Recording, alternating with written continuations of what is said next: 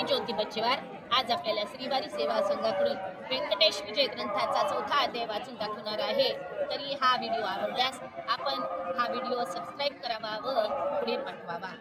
अध्याय 4 शौनकादिक ऋषींना सूत मुनींनी नैविषारण्यात जो कथाभाग सांगितला तोच भाग म्हणजे इथे राजा जनकास सांगताना शतानंद म्हणाले, राजा आता कलियुगात या त्याच पर्वताचे नाव व्यंकटगिरी असे का पडले ही कथा आहे।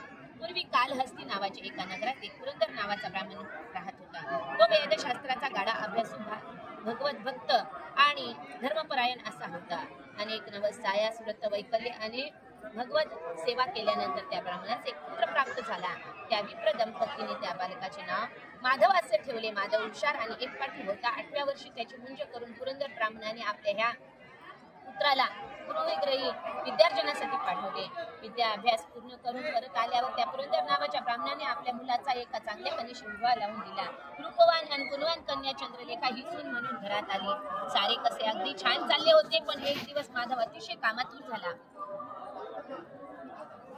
पत्नी चंद्रलेखा हिच्याकडे तो नको ती मागणी भर दिवसा करू लागला। तिने त्याला हे वर्तन योग्य नव्हे, असे आचरण, हे धर्म शासन आणि नीती ह्यांना धरून नाही, ते उचित नव्हे, त्याने कुलक्षय होईल वगैरे शब्दात सांगून पाहिले, पण तो काही ऐकण्याच। मग तिने त्यास आपण दूर नदीकाठी जाऊ असे सुचविले आणि खरोखर तो कामातूर माधव पत्नी चंद्रलेखा सोबत नदीकाठच्या दाट अरण्यात आपली इच्छा पूर्ण करण्यासाठी गेला। पण आश्चर्याची गोष्ट म्हणजे त्या वाटेने जात असताना माधवने एका झाडाखाली एका अत्यंत रूपवान स्त्री पाहिली।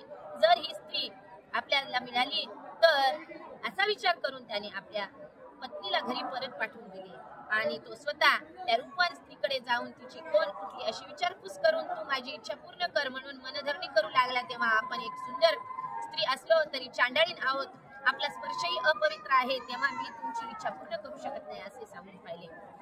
पण त्या अविचारी कामातूर ब्राह्मणाने अखेर तिला मिठी मारली आणि आपली इच्छा पूर्ण केली।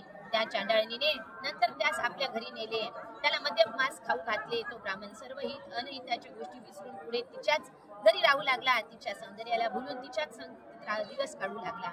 होता होता जवळजवळ 12 वर्षाचा काळ निघून गेला। आचार विचार ज्ञान धर्म नीती कुल गोत्र इतकेच नव्हे तर आपले आईवडील बायको ह्यांचीही त्याला विसर पडला।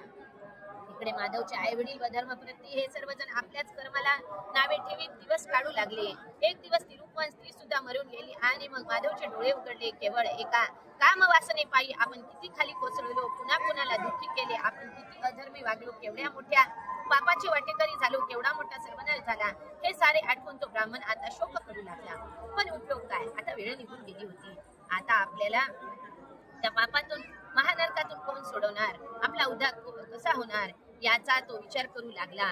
कोणत्या देवाला शरण जावे, कुणाचे नामस्मरण करावे, कोणत्या स्थायी जावे, कोणत्या पापनाशी कुंडात स्नान करावे, जन्माचे सार्थक होईल का, माथ्यावरचे पाप दूर होईल का, आपल्याला कोणी पती तो धारक मिळेल का, ह्या गोष्टीचा माधव रात्रंदिवस विचार करू लागला। त्याला चैन पडेना, झोपेना आणि पाणी सुद्धा गोड लागेना।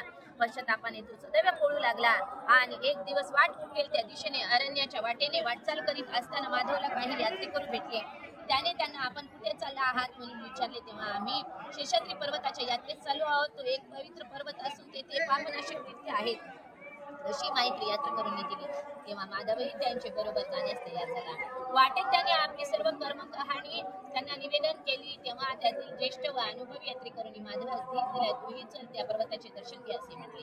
त्या यात्रेकरूंची सेवा करायची, त्यांनीच दिलेल्या 4 भाकरीच्या तुकड्यावर भूक भागवायची, मन सर्व पाप तापहारी नारायणाचा जप करायचा असे करीत तो ब्राह्मण शेषाचल पर्वतावर आला।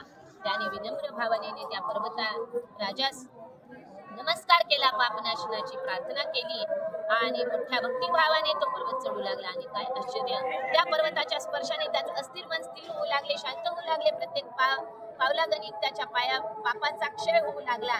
पुढे तर त्याला एक भयंकर ओकारी आली व त्याचे सर्व पाप त्याच्या शरीराबाहेर पडले। तो पूर्ववत पवित्र आणि तेजस्वी झाला। तेव्हा ब्रह्मदेवाने त्या ब्राह्मणास दर्शन देऊन मुक्तीचा मार्ग दाखवला। हे विप्रा, ह्या पर्वताच्या पवित्र स्पर्शाने तुझ्या सर्व पापाचा नाश झाला आहे। तू आता ह्याच पर्वताखाली स्वामी तीर्थात स्नान करून तेथेच देहत्याग कर। पुढील जन्म तू आकाशराज म्हणून जन्माला येशील। तुझ्या पोटी साक्षात लक्ष्मी जन्मास येईल। पुढे भगवान विष्णू हे ह्याच पर्वतावर येऊन एक नवा अवतार घेतील। त्यांचा तुझ्या कन्येशी विवाह होईल। प्रत्यक्ष नारायणाचे श्वशूर होण्याचे भाग्य तुला लाभेल असे सांगून ब्रह्मदेव गुप्त झाले. ब्रह्मदेवाच्या आज्ञेप्रमाणे त्या पर्वताच्या स्पर्शाने आपण पवित्र झालो, ज्याच्यामुळे आपल्या सर्व पापांचा दोषांचा परिहार झाला. त्याचा पर्वतावर जीवनाशी इतिश्री करण्यास त्या ब्राह्मणाने मनोमन निश्चय केला. पर्वताच्या नुसत्या स्पर्शाने महादोषांचे निवारण झाले. म्हणून कलियुगात हा पर्वत व्यंकटगिरी या नावाने ओळखला जातो. गोविंदा गोविंदा गोविंदा.